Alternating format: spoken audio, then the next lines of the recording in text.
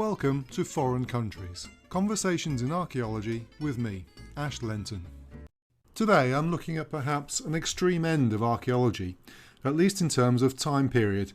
We're going to be talking about the archaeology and heritage of aviation and space exploration. Later on I'll be talking to Dr. Alice Gorman about the International Space Station, but first I'm joined by Professor Tracy Ireland of the University of Canberra to talk about a project called Heritage of the Air.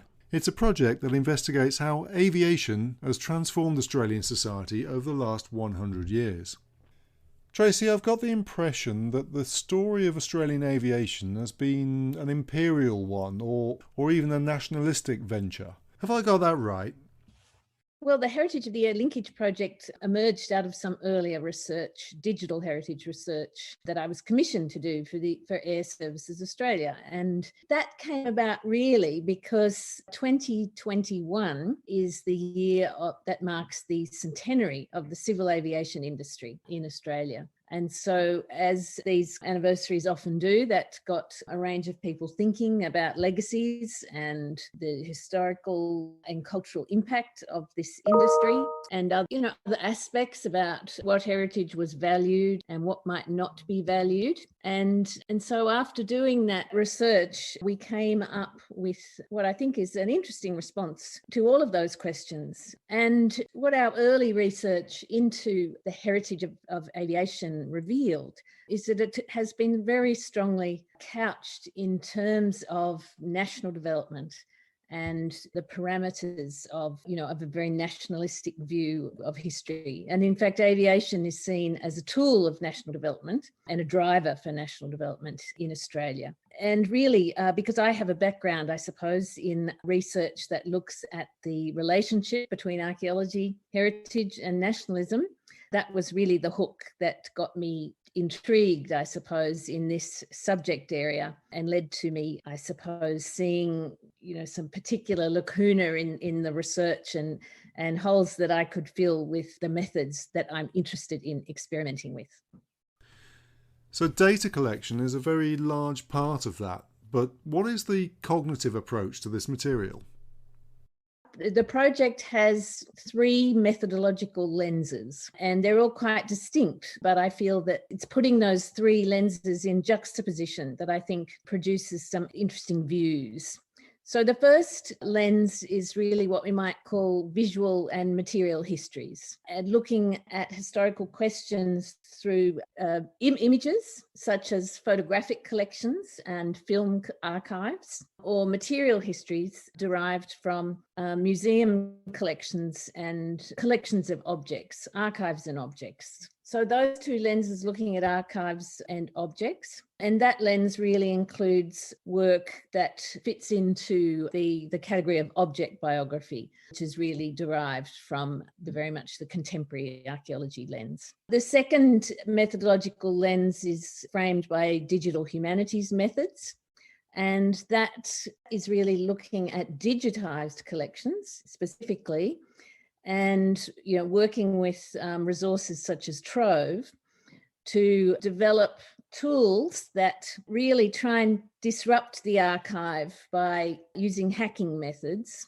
to turn up stories that are in the archive but are not well known. So our argument, I suppose, is that the archives contain a lot more stories than these nationalistic histories of this field would reveal. And so using hacking methods to churn through that kind of mass of digitized material to reveal stuff that will surprise us. And that's been perhaps, a really surprising and interesting and fun aspect of the research. And then the third methodological lens is community and people-focused methods, which is based on oral histories and consultation with communities. And for this project, that's been communities of volunteers and communities involved in heritage groups that are curating the legacies of this kind of heritage. So as you can see, it hasn't been a straight data collection exercise. It's been really pinpointing different sources of data in terms of collections, and then seeing which lens should we approach those collections through, and coming up with what smaller collections can we pull out of those big collections to test our methods on and see what stories we can reveal in each case. So we have a mass of stories emerging that look quite different. Some are based very much on materials and object biographies. Some are being told much more through a visual anthropology methodology, and others are coming from people. So what kinds of stories are coming out of this research? Did you get any surprises?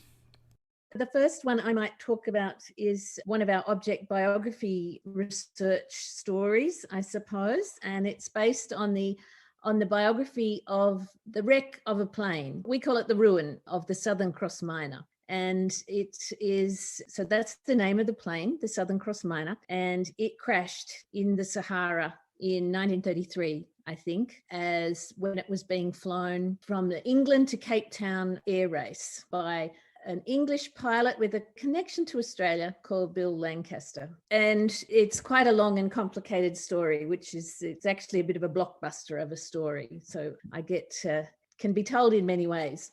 But that wreck sat there in the Sahara Desert, slowly desiccating, along with the body of its pilot, poor old Bill, until the 1960s, when it was discovered untouched by a patrol of the French Foreign Legion. And in the 60s, that story hit the newspapers and piqued the interest of the then librarian and curator at the Queensland Museum called Ted Wickstead. And he organised a mission to go into the Tanza Ruft and retrieve the ruins and the relics, not of the pilot, Bill Lancaster, they left him there, but of the Southern Cross Miner, on the basis that this plane had a special connection to the heritage of Australia. And that connection was that it had originally been owned by Kingsford Smith, Australia's most famous early aviator.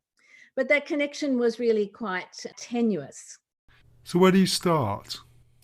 And so what our research on this story has been is that starting with the material remains, which are now found in storage in the Queensland Museum, it hasn't been displayed for quite a while. Starting with those material remains, we've looked at them closely to see what we can learn about its 30 or 40 year sojourn in the Sahara all alone. And so we have been writing the object biography of the Southern Cross Miner, looking at those little bits of evidence of the relics and remains. We can see where the parts of the timber structure of the plane were broken away by Bill Lancaster to make fires. He survived for 8 days in the desert before perishing of thirst and cold. And so he left his mark on the body of the plane as he turned it into a form of shelter for himself. Of course, the desert wind has etched into the timber, and also Lancaster left in the body of the plane a diary where he recorded his experiences in the last 8 days. So it's an enormously effective object, and it has quite an emotional impact for those of us who know its story. So using these techniques of object biography and going through, and what's been, I suppose, a large component of this research is that we have, as archaeologists, we haven't gone to the Sahara to look at the site where the plane crashed.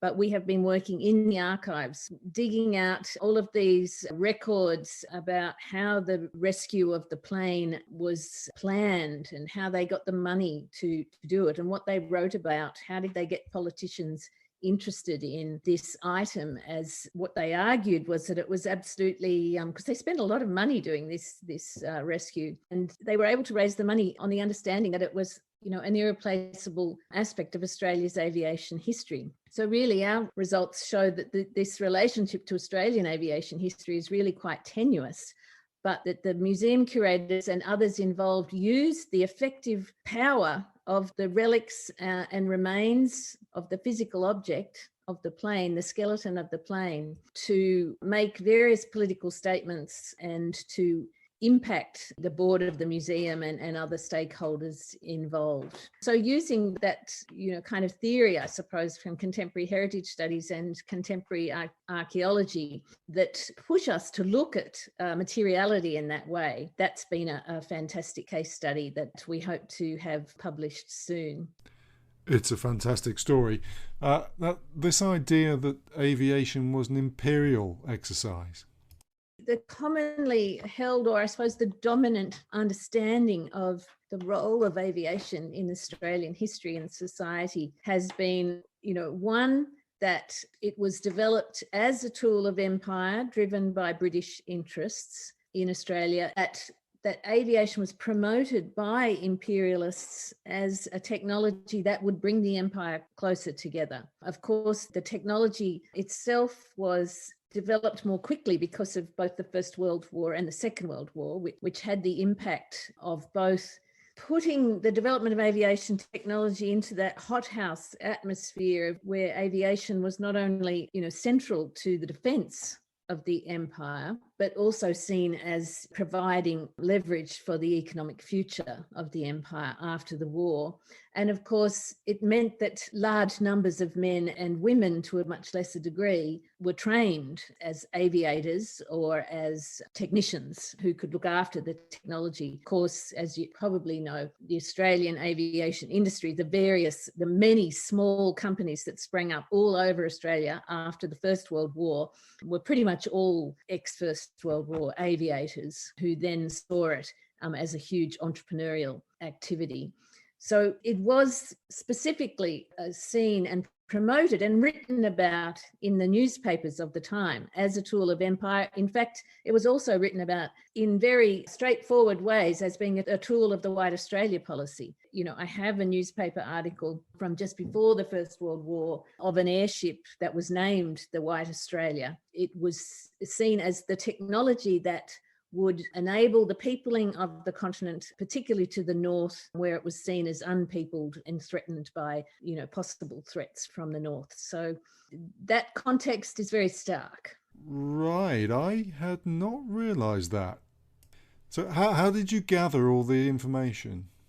All those links to the White Australia policy, we've really learned about those as a result of our digital humanities hacking techniques using Trove, in that we've created a Trove Twitter bot which tweets out random aviation stories from newspapers, and we found that it was tweeting story after story about the White Australia policy. And so this sent us in that direction of research, which we knew was a link, but the intensity of it really surprised us. So the sheer volume of that information was really what was so surprising. So this is a large ongoing project. Where is it going, and what will you produce from it?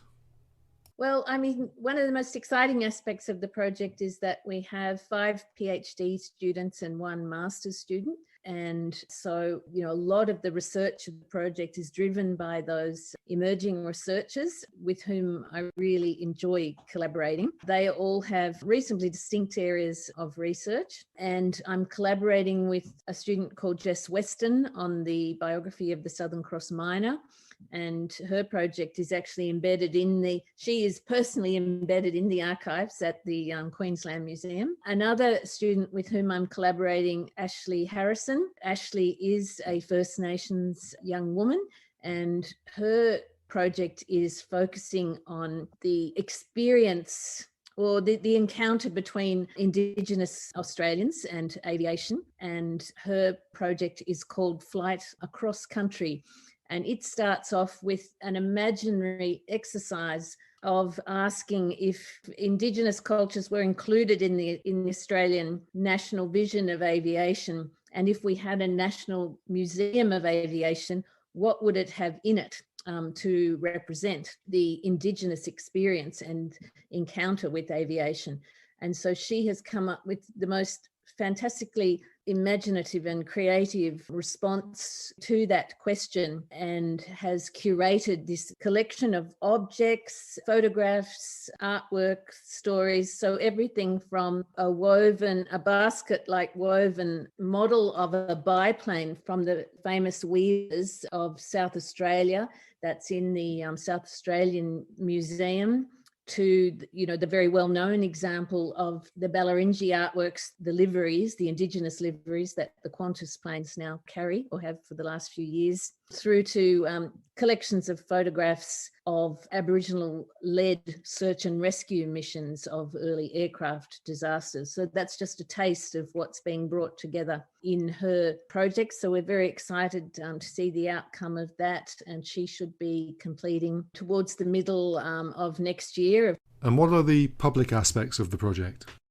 We also next year will have a travelling exhibition called Time Flies, which is aiming to focus on the social history of aviation, and partly it will be based on crowdsourced images and stories that we're collecting through our website, and it will feature the digital resources, which people can also find on our website already. We have an interesting visualization, for instance, that's using the entire digitized records of all of the incoming passenger cards from airports in Australia can be found in the Australian archives. They're handwritten up until the late 60s and had interesting information on them up until a particular date. People had to write their ethnic identity on these passenger cards and other information like that. But colleagues Mitchell Whitelaw and Ben Ennis-Butler have created code and a platform that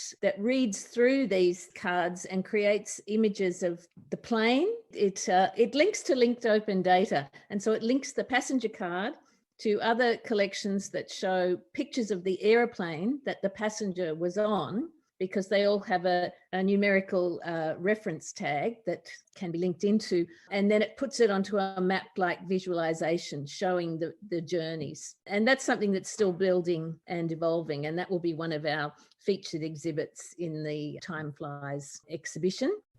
And some major publications are on the way? We have an edited collection of the journal Historic Environment coming out in November. That will have some introductory papers to the project. And then we're jointly as a team working on 2 co-authored books, or multi-authored books, I should say. One is probably just called Heritage of the Air, which focuses on our methods and how we've applied them to the various data sets that I've been talking about today. The other book is a little bit different, and at the moment it's called Plane Stories, and it focuses on both object biographies and also personal narratives, particularly a number of First Nations narratives of experiences and encounters with aviation. And some of those featured at the conference that we had in November 2019, which was a great sort of bringing together and concentration of a lot of the research, and that is driving those 2 book projects as major outcomes of the project. Thank you, Tracy. I'll look forward to following that, and perhaps you'll come back again. I'm joined now by Associate Professor Alice Gorman of Flinders University. As well as being an expert in stone tool analysis and indigenous use of bottle glass, Alice is also a faculty member of the International Space University's Southern Hemisphere Space Programme. She is well known on the web as Dr. Space Junk, and she has come to talk to me now about the archaeology of the International Space Station. So welcome, Alice. Can you tell me, what does it mean to be a space archaeologist? So I've been working as a space archaeologist for about 20 years now, which is a slightly scary thought when I think about it. And my initial focus was space debris, all of the stuff that's in Earth orbit, which is about 35,000 pieces of stuff bigger than 10 centimeters. And I also sometimes look at planetary landing sites, and I have an interest in lunar mining and its impacts on cultural heritage as well. But I started to move into the area of looking at space stations as archaeological sites based on inspiration from my colleague Justin Walsh, who's at Chapman University in California. And one year, I think it might have been 2015, NASA put out a call for astronaut candidates. And they listed all of the degrees and backgrounds that they thought would make suitable candidates.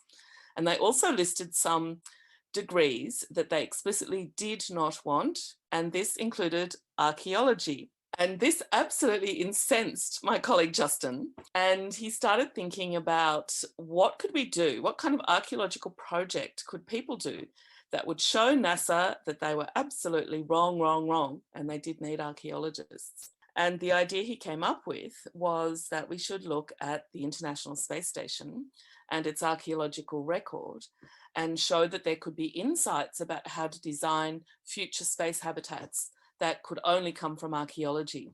So at this point, he approached me and asked, would I be interested in working on the International Space Station? So this was a bit of a departure of direction for me, because I hadn't really been so interested in habitats until that point.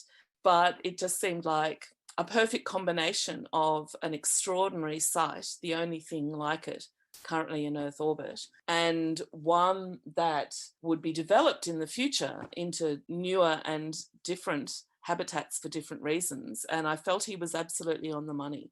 We could use archaeological techniques and archaeological theories to provide NASA with some really concrete stuff about how to design places where people live in orbit or on other planets. So that was the start of the International Space Station archaeological project. Getting funded for it was another question, because we kind of fell in all of these gaps. It wasn't quite archaeological enough for some people. It wasn't quite space sciencey or space engineering enough for others. So we had a bit of a battle to get anybody willing to fund us to do this project. And fortunately, a couple of years ago, we were successful in getting Australian Research Council funding. So we could actually kick the project off. And we're now into our second year of working on it. As a piece of archaeological research, what are the aims of the project? I guess before we started this, I hadn't really paid much attention to the ISS at all. So there was a steep learning curve looking at its history, what kinds of engineering constraints existed around designing the interiors and the exteriors, and looking at crew experience on board the International Space Station as well. So this was a whole raft of literature and knowledge that we had to get up to speed with pretty quickly. And of course, the International Space Station is studied by an incredible range of different people from different purposes. But what we realized very quickly was, even though there are social scientists and some anthropologists and ethnographers and psychiatrists and psychologists as well, no one had ever really looked at the material culture as such. And particularly, they'd never done the thing that's really at the core of archaeology, looking at how objects operate across social and symbolic realms as well. So we saw that there was definitely a gap there that only archaeological techniques could really address, which was great for us. But the problem, of course, is that we can't go there. This is a factor for most space archaeology. It's just too expensive to go into space. So we had to think of some creative ways to actually get access to the data. And this again was Justin's idea. He'd been looking at the work of Jason de Leon, who was studying the objects left behind by migrants crossing from Mexico into the US, and using photographs to document that. And something interesting about the International Space Station is that it started to be inhabited kind of at the beginning of digital photography. And NASA has taken millions of photographs of the interior and the crew's activities over the 20 years of its habitation. So we had this incredible archival record of what people were actually doing. Now, obviously, this has limitations. Photographs are objects in themselves that have to be looked at critically. They only show certain things, and only certain photographs are actually released to the public. We negotiated with NASA to get photos from their archive that are not publicly released. But this gave us a method to look at change over time in how people used objects and spaces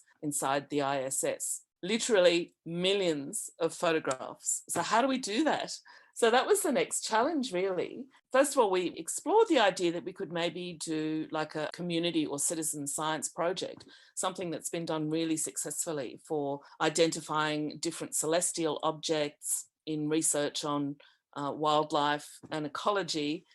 But it turned out the restrictions on accessing the photographs would mean that wouldn't be possible.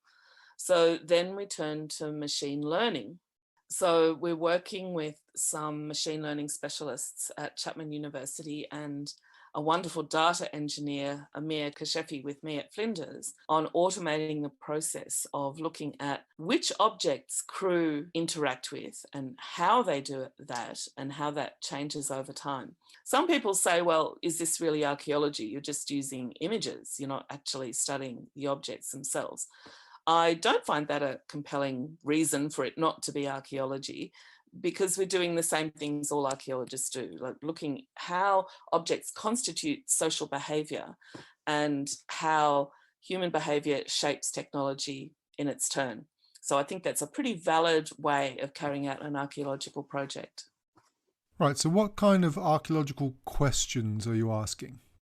Something we found quite astonishing was that NASA had never actually taken this approach before. Engineers tend to have a very sort of black and white view of things. So this object is functional. It has a function and it is to do this. So we were arguing that, sure, a particular object may be intended to do that, but people might use it in different ways, particularly around things like negotiating power, for example. And we were also interested in just who was in what spaces and when. And again, this is something NASA has never particularly looked at.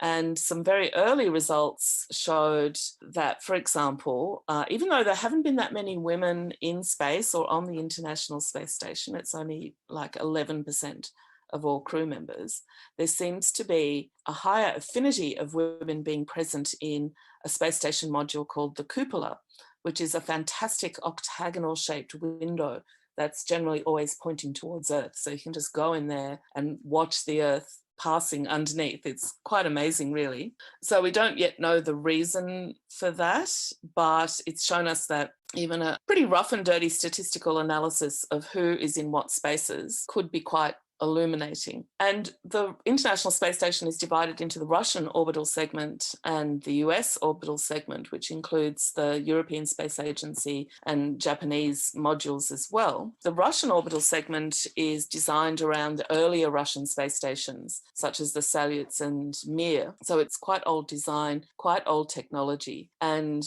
in general, the Russian crews they do all their experiments in the Russian module. They don't move around the other modules in the way that the non-Russian crew do. So we do have kind of a cultural divide. And in fact, in some ways, we're looking at the International Space Station as a zone of culture contact as well, in the same way that we might look at the conflict and negotiation around European invaders being an Indigenous country and Indigenous spaces. So looking at sort of theories around how material culture is adapted when you have objects coming from two different traditions.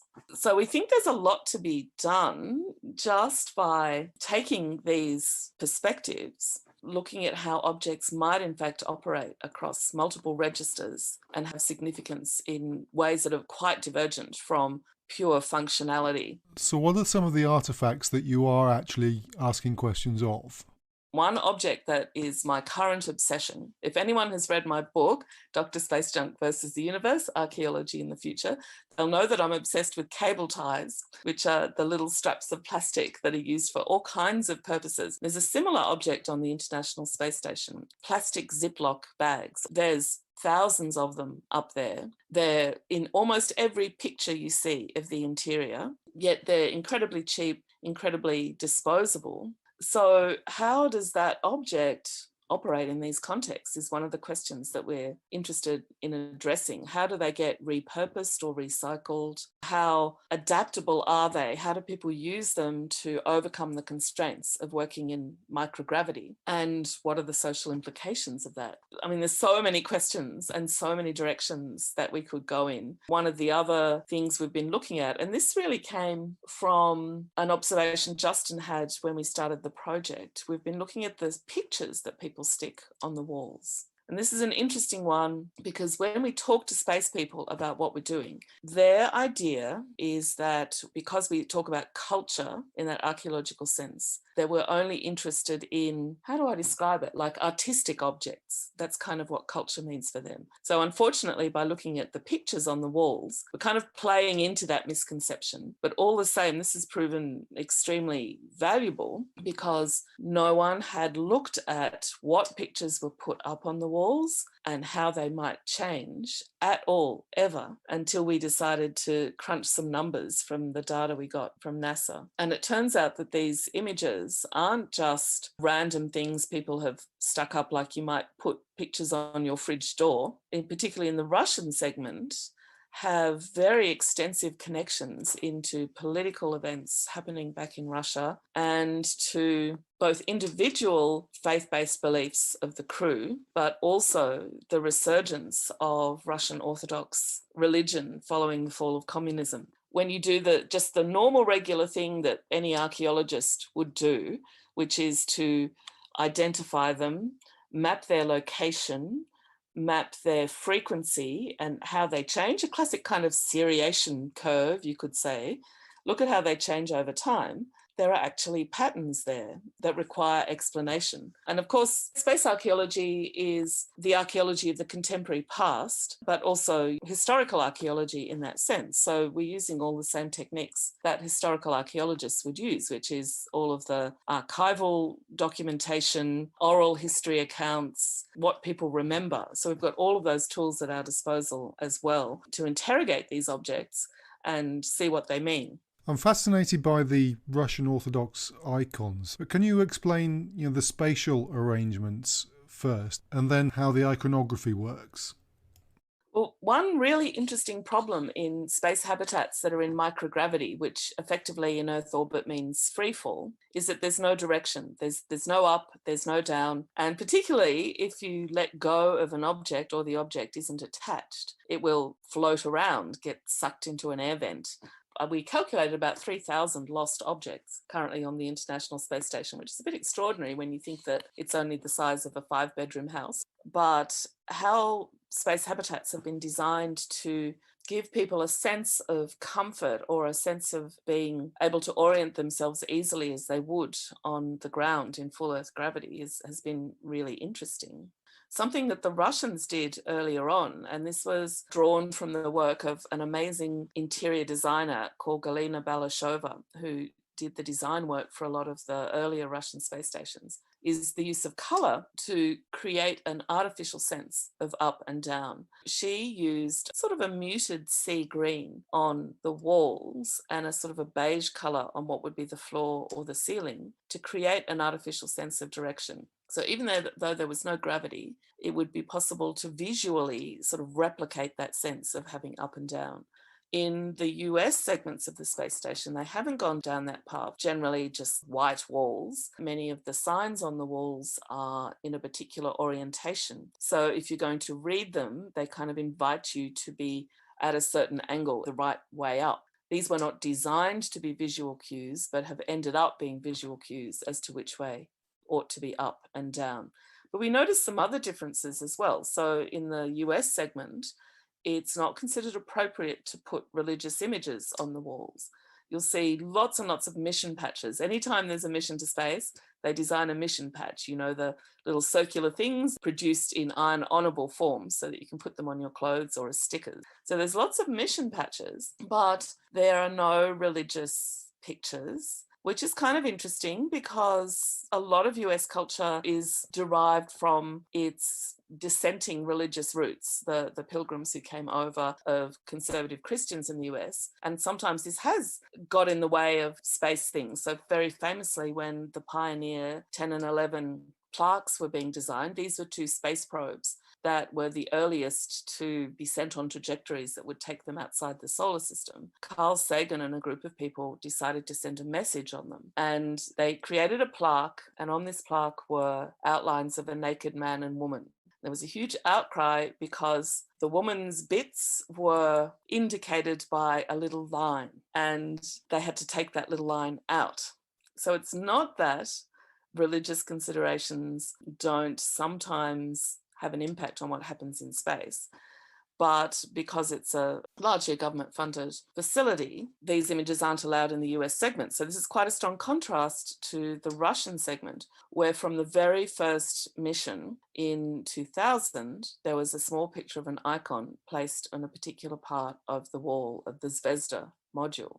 This, of course, is in the early years after the breakup of the Soviet state, and perhaps not clear what role the Russian Orthodox Church was going to play in social and political events as they unfolded. But what the icons we see in the International Space Station have shown us is that there's a very deep entanglement of church and state-sponsored space travel. And if you just look at the pictures and notice that there are icons there, you might not think anything of it. It's a well-known Russian tradition that houses have icon corners where the family icons are displayed. So it doesn't seem like such a big deal. And to the US and other European crew, they probably just think, oh, well, they've just decided to put some pictures that are meaningful for them up there. But when we started to look deeper into this, first of all, we noticed that the icons that were displayed changed over time. Some were stuck up and then they vanished and then new ones appeared. So what was causing this? What was the explanation behind this change in the use of these material objects? Are you talking about object biographies? What we found was that back on Earth, the patriarch of the Russian Orthodox Church was actually in deep conversation with the leader of Roscosmos, the Russian space agency. They chose particular icons to go into orbit around the Earth and then brought them back to Earth, where they would be celebrated and venerated and taken to particular churches. So the act of placing an icon on the International Space Station became like a pilgrimage for that saint depicted. And there's a tremendous cachet given to spaceflown objects that have actually been in space and can be genuinely documented to have been in space. And there's a very strong collector's market for these kinds of objects as well. So just being in space adds significance to an object. And in this case, we had Orthodox saints that were gaining the same kind of cultural capital that a cosmonaut had, and then returning that to Earth. So a kind of a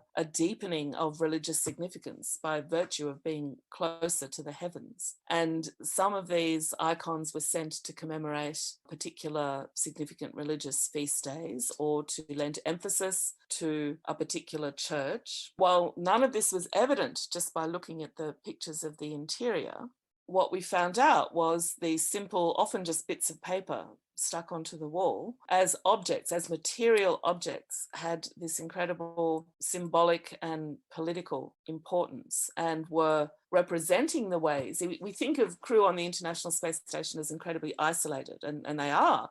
But these objects reflect how deeply entangled this Russian space culture is with beliefs and communities back on Earth. And I think that's really significant. You have various papers in press now, but where's your research going in the future? Well, in terms of looking at the International Space Station, we may have a limited future because in 2030, the whole thing may be deorbited and sent to the bottom of the ocean. So we are very keen to do as much work as we can on the ISS in the next 10 years.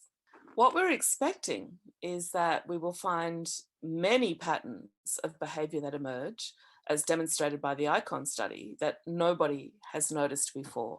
And we want to turn them into concrete recommendations for ways to design future space habitats, such as the Lunar Gateway that NASA is currently working on. So in terms of the future of this kind of archaeology, we're seeing it as something that has a very practical application and might be incorporated further down the track into habitats that are designed for surface occupation of the Moon and Mars. So in that sense, I'm really excited about what we might accomplish. My last question is always the difficult one. What does your research mean for the discipline of archaeology as a whole? Something that always strikes me is that we're so used to working in 1g of Earth gravity that we often don't stop to think about how it is that gravity shapes everything about human material culture and human behavior, human bodies. And at the moment, we've only got this one little example of how human culture operates outside of 1g of Earth gravity. But to me, this means we should be using this one little example, of which there will be more in the future, to turn that lens back on Earth and bring gravity out of the background where it currently is and into the foreground, to actually use it as a new lens to look at human material culture. Now, I don't know how that will go. Obviously, I'm very interested in this, so I've been thinking about it a lot. I mean, one of the ways this might influence how we think about terrestrial material culture is in the relation to objects and memory. So on the International Space Station, because objects get lost so easily, our eyes are not used to focusing on things in the middle ground. And if you let go of an object on the ISS, it floats in the middle ground and people literally can't see it. So they've had to create a whole lot of technologies to replicate gravity. Some of these are Ziploc bags, my favorite. Others of them are Velcro patches, which just occur. Again, any photograph of the interior of the ISS and you will see strips or squares or dots of Velcro. And this is how people keep objects fixed where they can find them. And this effectively is a technology of memory. This is about how memory works in different gravity environments. So for me, this means a way of looking back at how gravity influences memory and hence action in how humans go about their daily life. I think there are ways that we can take insights from looking at human cultures off Earth and use them to explore new ways to look at human cultures on Earth. And again, I don't know yet what this might reveal or what paths it might take us down. But for me, it's another aspect of space archaeology, which isn't about, this little niche thing, these few places that are currently outside the Earth where we see the effects of human behavior. It's about space archaeology as scrying glass, where we can look into the human past as well and reflect on how us being on this planet with these particular conditions affects the entirety of human history. We're just one example of ways in which living beings adapt to different planetary conditions. And I think taking a broader solar system and indeed galactic perspective can only be of benefit to us. Thank you very much, Alice Gorman. All the publications we talked about today are listed on the website. That's the end of this episode. Join me next time.